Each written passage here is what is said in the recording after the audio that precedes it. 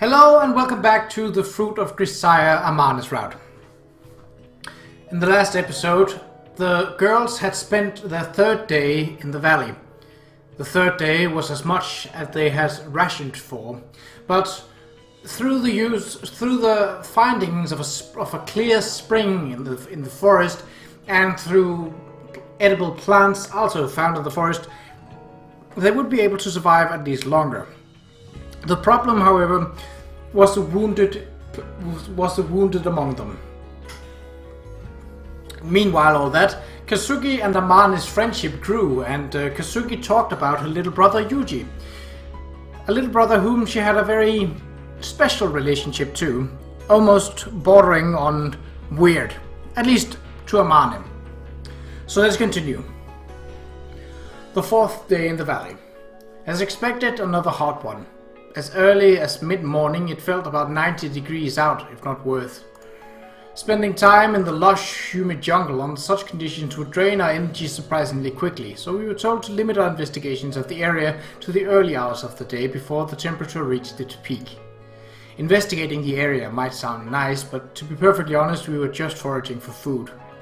Everyone had long since burned through the 3 days' worth of food distributed to us on the first night.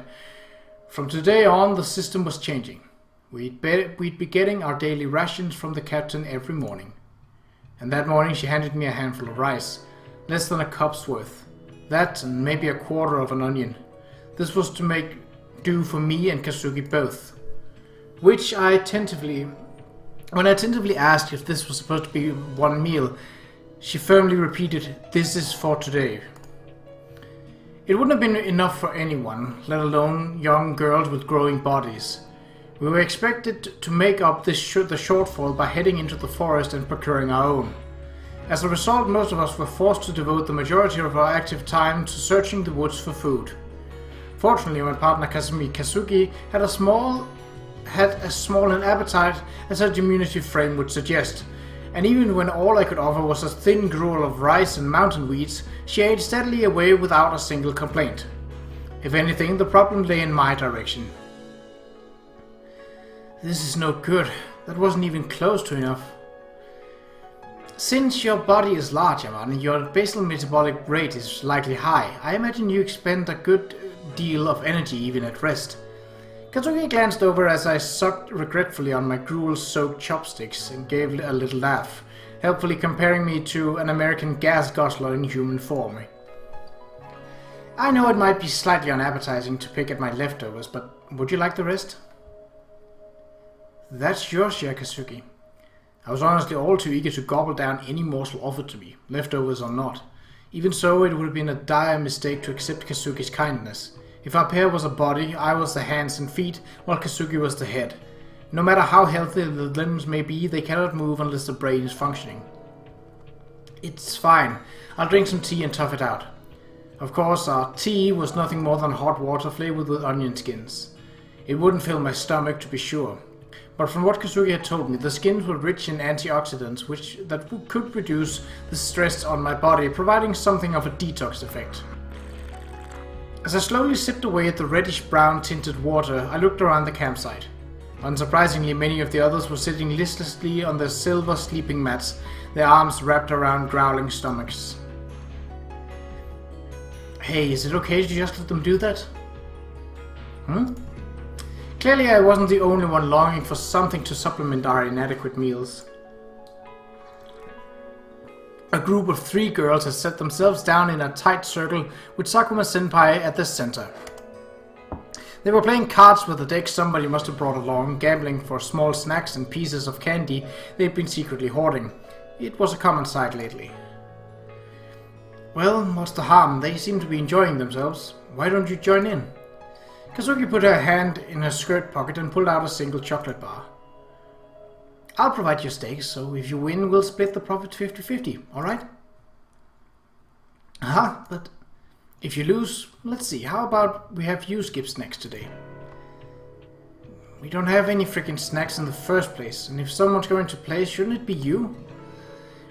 The game wouldn't be much fun if I were to play, now would it? Also, I got my hands full with the wounded. Koide-san's looking after them alone at the moment, but it seems she feels rather uneasy when I'm not around. Is it really okay to be playing games at a time like this? Precisely because we're in such a desperate circumstance, it's all too easy to get caught up in ugly thoughts when you're bored, and people need to relax and let off steam. Running around pointlessly all day long only makes your stomach emptier. Also, don't think of this as a mere game. As my partner, defeat is no longer an option for you. It may be nothing more than a card game, but I expect you to approach it with a steadfast determination to gain the maximum possible profit, even if that means trampling others into the dust. Determination? Once you take the first step, you never turn back. That's a rule of mine. I don't really get it, but I'll give it my best shot. I look forward to your report of overwhelming victory. Having said her piece, Kazuki turned on her dainty heel and walked off confidently. Overwhelming victory, huh? Setting the bar a little high, aren't we? Well, I guess if you had the talent like Kazuki's, it might turn out that way, but it seemed like a downright unreasonable expectation to place on an ordinary person like myself. Of course, if I had said as much to Kazuki, I'm sure she would have given me another talking to. Victory is secured only through the steady accumulation of effort and unflagging attention to minor precautions, or whatever. I was pretty sure she'd already told me something very similar, in fact. Let's see. I had actually been making something of a habit of jotting down Kazuki's words of advice over the days we'd spent together. Do your utmost to avoid placing yourself in a position where you'll be forced to rely on chance. When the time comes to use a card, play it without hesitation. Betray before you are betrayed. Once someone has betrayed you, never trust them again. Don't let anyone realize you don't trust them. Remember to chew your milk before you swallow. Not that I really understood most of them. Especially the last one there. Chew your milk? Some kind of metaphor maybe? Well, whatever. Would it be alright if I joined in too? Huh? Fine by me, but do you have something to bet? Well, I got some chocolate. Hey, no kidding. You're still hiding something that good? No, I wasn't particularly hiding it. I mean, this is actually something Kazuki had with her. It's Kasami's? She doesn't seem like the sort to have a sweet tooth.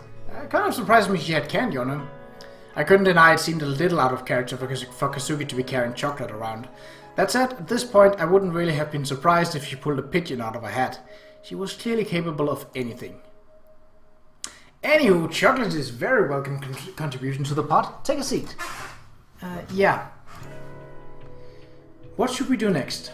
What's going to become of us? How long before we can go home? Immediately after the fall, every word coming out of our mouth boiled down to a variation of one of those three sentences. But as of that morning, the litany of unanswerable questions had finally trickled to a halt. By our fourth day in the valley, we started to adapt psychologically. Harsh as our environment was, we had our tents to shield us from the elements and our sleeping bags to keep us warm at night. As we began to find comfort in such things, we were gradually growing calmer. With the provisions distributed on the first day gone and our daily rations reduced to a bird's helping of rice, it was only natural that the topic of our conversation shifted from such vague anxieties to the concrete topic of food. I could really go for some cheese right now. While studying the cards she'd been dealt, Kaneda-senpai muttered those words to no one in particular like some kind of prayer. Her love for dairy was well known to the team. When practice ended and the freshmen took orders for their obligatory snack run to the nearby convenience store, she'd always request something cheesy.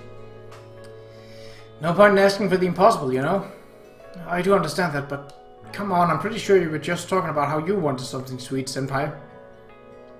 Well, we actually got some of that, don't we? Candy gum, sweet pretzels. Looky here, Amane brought some chocolate. What a thoughtful present. I got to agree, that chocolate looks awful good right now. It's the sweetest thing we got. 3 sets of eyes focused intensely on my bar of chocolate. It felt almost like they weren't seeing anything else. For a moment I physically cringed. If all 3 of them were to pounce at once, I would have been completely unable to defend myself. As I bit my lower lip and swallowed nervously, Sakuma glanced up and abruptly burst into laughter. Haha, settle down, it's fine. Sure enough, we've been eating nothing but nasty bitter weeds lately, so we're kind of starved for a little sweetness, but that doesn't mean we're childish enough to start a fight over a little chunk of chocolate. Yeah, of course not. Well, if Osawa-senpai was here, it might be a different story. As she spoke, Ibuki discarded a pair of cards from her hand. True enough, Osawa wouldn't have handled this situation well. Her juniors had called her the Devourer demon behind her back, for nothing. Insensitive as it seemed, I couldn't help but think her instant death in the bus crash had at least spared her from otherwise inevitable agony. Perhaps she'd been lucky in that way. Come to think of it, what happened to Osawa-chin's bag? Her bag? You know, that girl was always packing her bag full of sugary stuff, right? If we had that, I bet we wouldn't be lacking for sweets for a while. We gave all the personal belongings of the girls who died to Mr. Ochi as soon as we got them out of the bus. Which would mean the captain's got it in reserve after all, huh? Just then I glanced absent-mindedly at the chocolate bar in my hand and did a little bit of a double take. Come to think of it, Kazuki was the one who retrieved Osawa-senpai's belonging from the bus. Could this possibly be something Kazuki secretly swiped from her bag? What's wrong, Amane? It's your turn. Ah, right, sorry. Instinctively apologizing for no particular reason, I pulled the furthest card from the right from Sakuma's hand. She chuckled softly. I'd taken the worst possible of her cards. The Joker. If it's with you at the very end, you've lost the game. For a moment, the smirking clown staring back at me from the cheap laminated playing card seemed to be wearing Kazuki's face. When you get down to it, the captain and Qa'Rajh pair is controlling all the food, right? You don't think they're stuffing themselves and giving us their scraps, do you? From the cards I offered her, Qa'Rajh pulled out the eight of spades. I'd sure like to think not. Whatever else you can say about her, Sakashida's got an unusually strong sense of responsibility. I'm pretty confident she's not the type to make herself comfortable at everyone else's expense. I wonder about that. Ibuki pulled a card from Qa'Rajh's hand, then discarded a newly formed pair into the central pile. By this point, she only had 4 cards remaining. Sure, Captain Sakashida loves to talk about responsibility, but when things go wrong, it always seems to be someone else's fault. The way I see it, she's just as good at passing the buck. I can't stand her sometimes. There it is. Bookies can't stand catchphrase. You really do try your best to hate anything and everything, don't you? As Sakuma-senpai leaned over toward her, Ibuki's cheeks flushed slightly red. She thrust out her remaining 4 cards in front of her roommate's face as if trying to keep her at bay. Taking everyone at their word like that is just soft-hearted. I'm not going to be someone's patsy. Maybe some saintly idiots out there can get cheated out of their money and just think, thank goodness there wasn't a sick child after all, but I'm not one of them. You're so cute when you're trying to be cynical, Boogie. Incidentally, don't you think you should cut your hair already? If you got those bangs out of your eyes, you'd be even cuter. I don't know, I like that. Mind your own business, I like this hairstyle just Hey, jeez, don't touch me. Could you guys save the flirting for your private time, please? Wrinkling her brow as if trying to hold back an imminent sneeze, Qa'Rajh flapped her hand in the air in a signal to get on with the game already. I can't waste too much time. Thanks to Komori's dog, my pair's got a useless mouth to feed, so our rations vanished even faster. Stuck-up little mutt won't touch any of the wild plants we gathered either. Come to think of it, aren't dogs meat-eaters? I think they're omnivores, maybe. I've seen dogs out on walks munching away at random weeds on the side of the road. Oh, right, what was it? That they eat some veggies because an all-meat diet gives them a nasty heartburn or something.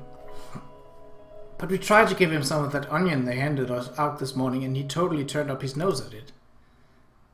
You can't feed a dog onions. Doesn't it give them an anemia? Huh? Really? Chocolate's supposedly no good too. Not that you'd want to waste any you had on a dog anyway. Well yeah, I kinda told Komori something similar and ended up feeling a little guilty. Spent all morning wandering around the woods looking for something a dog might eat. Did you find any truffles or anything? Huh? Don't you need a pig for that? Either way, the dog's not the only one with problems. We're not going to last that long gnawing on weeds. Having waited 3 days, we could hold out another 7. That was Kazuki's estimate. We'd stay here for another week, sipping on the weed soup. If our rescuers hadn't arrived by then, we'd had no choice but to go get help ourselves. Most likely, the captain was preserving a stock of food for that purpose. But when I said as much, Qa'Rajh scowled dubiously. Go get help? How are we going to do that exactly? As she spoke, Qa'Rajh scratched irritably at the bandage wrapped around her forehead. The wound underneath must have been growing itchy in the humidity. We'll decide on a representative, give them a supply of water and food, and have them climb up down the mountain. If we could get off this mountain, we wouldn't be sitting around here. How is anyone supposed to get through that forest? It's not like there's a trail to the bottom. 5 minutes in there and you don't even know which way you're going anymore. Right, but that's why Mr. Ochi and the captain are still out there investigating. Sure, the little survey mission sounds nice in theory, but it seems like the only thing they're accomplishing is burning calories. If anything, we should just have anyone wander off in different directions and hope someone gets out. Come on, that's not... We didn't have nearly enough provisions for a gamble like that, so we couldn't just abandon the wounded. There was only one practical plan. Endure as long as we could on these meager rations, claw open a path through the wilderness that trapped us here, hope all the while for the arrival of our rescuers. And then, once our investigations yielded something in the way of landmarks, send off a representative with 3 days' worth of food. When another 3 days passed, we would send a second representative. By following the signs of the first had left to mark the surest trail, they should make it further down the mountain. Lashing one short stick to the next, slowly but surely we would draw closer to our objective. This was an idea that had grown out of Kazuki's theoretical digital communication plan. If we could repeat this often enough, in theory we would eventually be able to escape. But there were no guarantees, and I found myself hesitant to explain. Can we not fight? That's an even more useless waste of calories any way you look at it. Who's fighting? We're just having a discussion, right? Look, that nasty tone of voice is exactly what I'm talking about. There's no use snarling at Amane now, is there? When the hell did I snarl at anyone? Kaneda, let's just drop it. You too, Ibuki. I often heard that calcium deficiency makes you prone to fits of irritability, but at that moment, although all our diets were badly unbalanced, the main cause of our crankiness was clearly the constant gnawing hunger we all shared. It's easy to be polite on a full stomach, as they say. In the end, we kept at our game of cards until Captain Sakashida and Mr. Ochi returned from the expedition. I finished with a so-so record of 3 defeats and 4 victories. In exchange for 3 of the 12 blocks of chocolate from my bar, I obtained 4 pieces of soft candy wrapped in aluminium foil. Against the contrast of my slightly dirty palm and muddy fingernails, those spoils of war looks irresistibly beautiful. I brought one to my nose and inhaled deeply. At the bittersweet scent of strawberry wafting through the wrapper, my mouth was instantly overflowing with drool. There were 4 candies in my palm. If I'd popped one in my mouth right now, nobody would ever know. It wouldn't even be a net loss to my group. I would have lost 3 small pieces of chocolate and brought back 3 comparable chunks of sugar. As my thoughts raced unbidden through these calculations, I swallowed the spit in my mouth. But as it slid lukewarm down my throat, I came to my senses with a guilty jolt. It would be dishonest, unfair, cowardly to eat one now. Nothing less than a betrayal of Kazuki, and once I betrayed her, I would probably continue to do so. That was a line I couldn't cross. Something on your mind, Amane? Eek! Why? What's wrong? Kazuki, you're just playing dumb so you can tease me, aren't you? Whatever are you talking about? I'm afraid I don't understand the slightest. It really seemed like a deliberately timed appearance on her part, but even if it was a coincidence, Kazuki's luck to appear at that exact moment would have been frightening in its own right. After one long deep breath, I jerked my head down in a bow of apology. I'm sorry, Kazuki. I was thinking about eating some of the candy without telling you. Goodness, how very honest of you. If you kept silent, I wouldn't have had the first idea either way. That's exactly what was wrong with me. I held out the soft candies I'd won in the game and the remains of the chocolate bar to Kazuki. Cupping her hands gently over to mine to receive them, Kazuki flashed me a satisfied smile. It's quite alright. I left everything in your hands precisely because I understood you wouldn't be able to do such a thing. Here, open wide. Huh? Say ah. Kazuki deftly unwrapped one of the candies she received from me, then plopped the small white pillow into my half-open mouth. Is it tasty? Yeah. The candy was unbelievably sweet to my tongue. My entire mouth was instantly flooded with the taste of sugar, and in the next moment it felt as though vibrant sweetness was seeping into my veins and spreading throughout my body. That single piece of candy was so delicious I was actually trembling. Kazuki watched affectionately as I rolled my eyes up in bliss and swirled the candy clumsily around in my mouth, then popped another of the candies into her own mouth. And with the words, "Goodness, it really is tasty," smiled in pleasure. Then again, I think sugary snacks like this might taste even better when snarfed down stealthily by yourself. Why do you say that? That's how it works for my little brother. He's an oddly abstemious one, at least superficially. He doesn't even act particularly happy if you give him a favorite treat. He prefers to hold on to it until he can be alone, then gobble it down in secret. When I asked him why, he said jumping for joy might encourage someone to snatch it away from him, and it's easier to relax and enjoy when he's alone. He already understands that people are most vulnerable in moments of celebration. Not that I'd expect anything less from my brother, but it's quite penetrating insight for his age. That warped submissive aspect of his personality is adorable in its own right. I kinda get it, maybe not.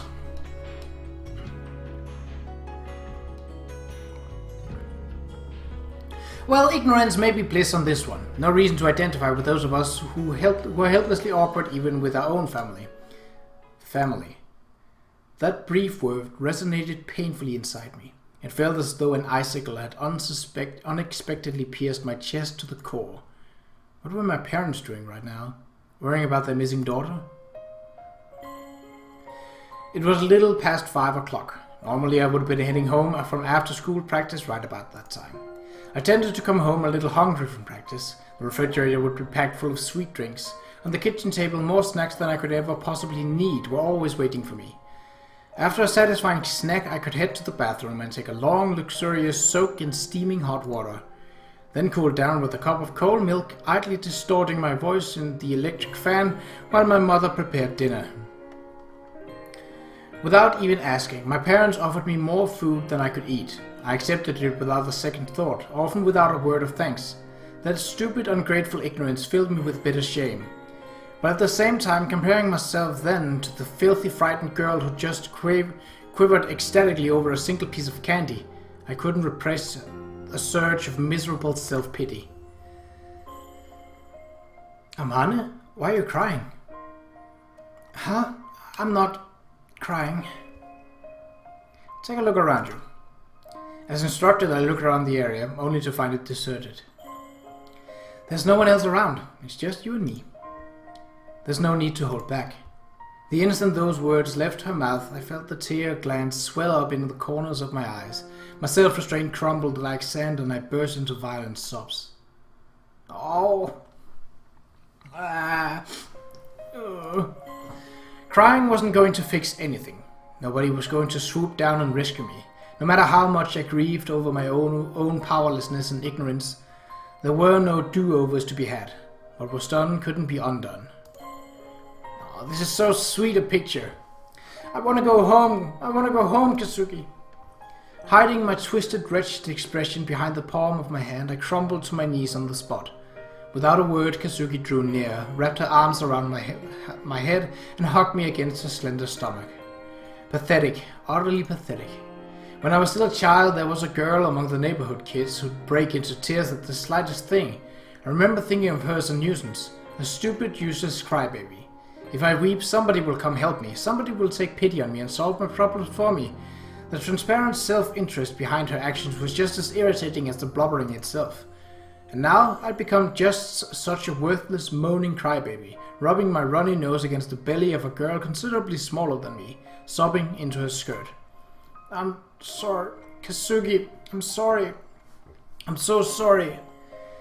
It's alright, don't worry about it. Listen to me, it's going to take time, but I will get you home safe and sound in the end, I promise. As she spoke, Kazuki took one arm from around my head and began to softly stroke my hair.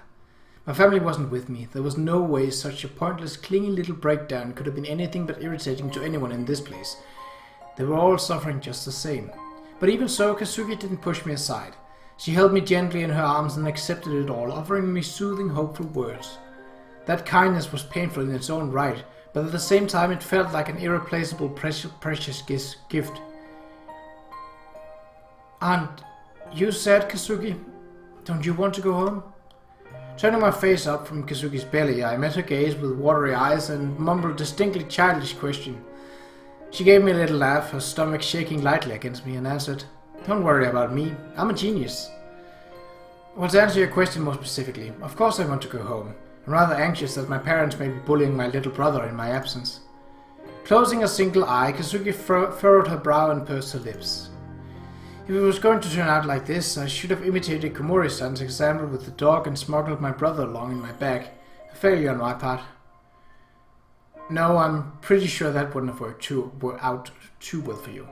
With one final loud sniffle, I found my sobs had given way to small bursts of laughter. So even geniuses fail, I guess.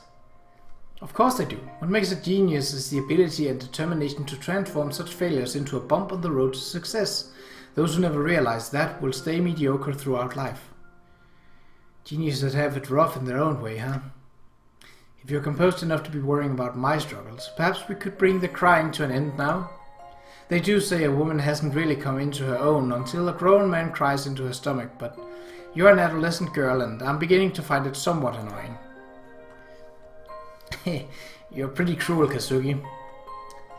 That's an unfortunate interpretation. If it were possible, I would be perfectly willing to tuck you into bed and read you picture books until you cried yourself to sleep, but we have neither bed nor picture books at the moment, so I'm afraid my hands are tied. Yeah, sorry, I think I'm okay now. It's kind of weird, I have no idea why I broke down like that all of a sudden. Make sure you lick the tears from your cheeks, alright? It's a waste of precious sodium. Also, Kazuki reached out, took my hand and dropped all the remaining candy and chocolate into my palm. I'll leave these with you. They're quick, easily absorbed calories in a convenient package, which means they are valuable. Keep them safe and do not touch them until I say you can. Understood? Okay, got it. If Kazuki wasn't trusting me with such important provisions, it was clear she genuinely trusted me. I absolutely couldn't betray that trust. Biting my lower lip with this heavy sense of responsibility, I stared intently at the chocolate in my hand. Watching my reaction, Kazuki sighed slowly through her nose. I don't dislike that serious personality of yours, but please don't confuse your overactive sense of responsibility with your actual responsibilities. That habit of approaching everything as a trial to be stoically endured and reminds me rather painfully of my little brother. People like that tend to die young, you know. Responsibility and my sense of responsibility? What's the difference? Your responsibilities are the burdens you must carry. A sense of responsibility is what leads people to shoulder weight they need not bear. Don't lose sight of that distinction.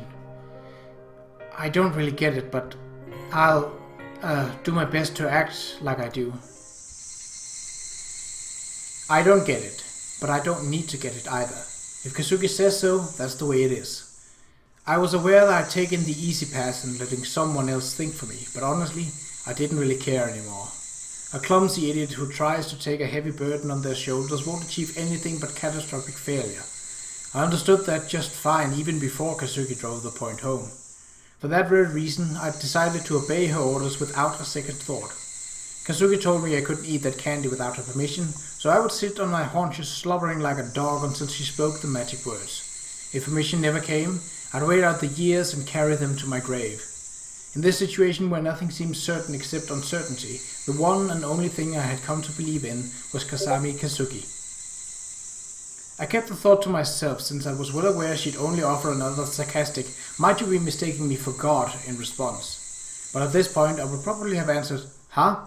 You're not? That was what Kasami Kazuki had become for me. And that's the end of this episode. So we'll deal with what sounds like rain in the next one. And until then, take care.